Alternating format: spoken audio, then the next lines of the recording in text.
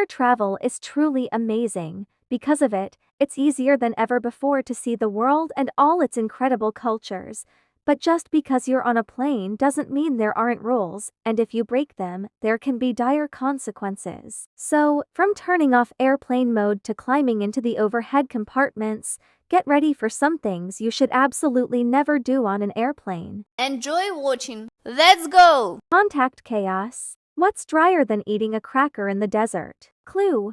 The answer's not my incredible sense of humor. It's actually an aircraft cabin. Because there are so many people in a commercial plane, fresh air needs to be pumped in, or all the passengers would run out of oxygen and suffocate. But when you're 30,000 feet high, there's hardly any moisture in the atmosphere, so any air that's brought in is super dry. This isn't just uncomfortable, it could be legitimately dangerous, at least if you wear contact lenses. You see, the dry air dehydrates your eyes, which in most cases just makes them feel uncomfortable. But it can also cause the lenses to tighten around them and rip microscopic tears into your cornea, that is the eye's outer layer. Ouch. So if you need to wear your contacts on board, make sure you bring eye drops to relieve any dryness, and never sleep with them in. You could wake up feeling like someone's plunged hot coals into your eye sockets, though with some of the in-flight movies they choose to show, maybe that wouldn't be such a bad alternative. Standing Novation. I can't stand people who clap when the plane lands. Do they also clap when their food arrives at a restaurant or when the mail turns up? I don't think so. Still, I'd prefer clapping over a load of people jumping out of their seats.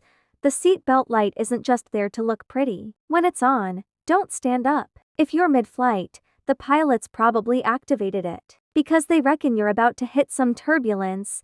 You know, that pant-wettingly scary thing when it feels like the plane's about to crash. It's not. It's just colliding with air currents, but if you're standing up, you could get thrown to the floor. Even when you're not going through turbulence and it feels like you're hardly moving at all, you could actually be racing forward at nearly 600 miles per hour. So if the pilot has to use the brakes for any reason, well, you guessed it, you'll be sent flying. Just don't do it. And please, don't clap when you land either. I will steal your complimentary in-flight peanuts. Plain potato. Plane journeys can be long and deadly boring, so it's tempting to sleep for the whole ride or maybe watch the entire Lord of the Rings trilogy, but neither of those are great ideas. If you stay seated for hours on end, without any kind of movement, you could get yourself in big trouble. That's because sitting still for long periods of time can disrupt the blood flow in your body, slowing it down and sometimes blocking it entirely. You've probably had pins and needles before.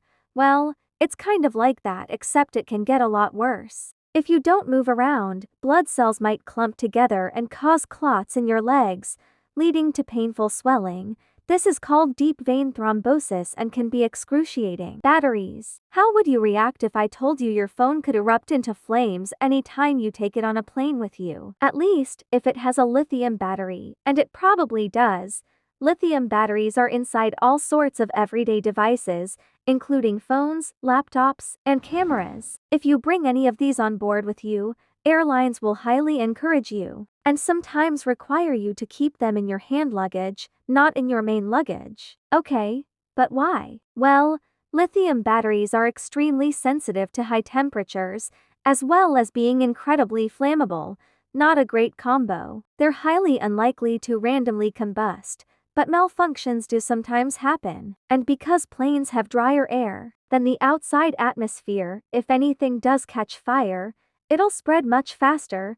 Now, if a fire takes hold in the cabin, it's bad. Unless you put it out fast, smoke could rapidly fill the enclosed space, whilst the fire itself damages the aircraft and potentially burns the passengers. But at least the crew have a chance to deal with it before it gets out of hand. Back in 2018, a power pack overheated and caught fire in the overhead compartment on one flight to Shanghai. Because it was in someone's hand luggage, staff quickly threw water on it and put it out. If that same fire had happened in the hold though, well, nobody could have reached it, and it would have got a whole lot worse. So, yeah, don't put your phone in your main luggage unless it's safely turned off.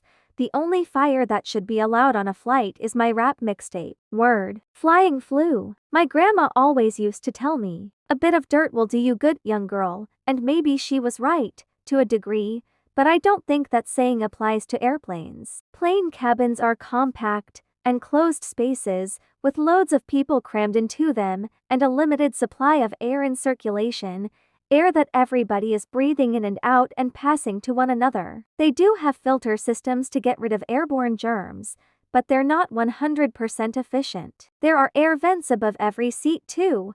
However, if you're anything like me, you turn those straight off so it doesn't get too cold. Well, you shouldn't. By leaving the vent open, fresh air is channeled in from outside, increasing airflow, pushing bacteria out of your vicinity, kind of like a little force field. So, if you get cold, trust me, instead of closing the vent, just slip on a sweater. Vents open, force field up. Mr. Sulu. It's German time. Alright, so we know flight attendants have found some truly gross things on board planes, and we also know that germs can run rampant within the enclosed space of the cabin. With that in mind, would you take your socks off and walk around barefoot? I mean, the floors have probably seen vomit, poop, and all sorts of unmentionable goo. You'd have to be crazy, right? Well, apparently some people are that crazy. And even worse, they shove their dirty feet in other people's faces.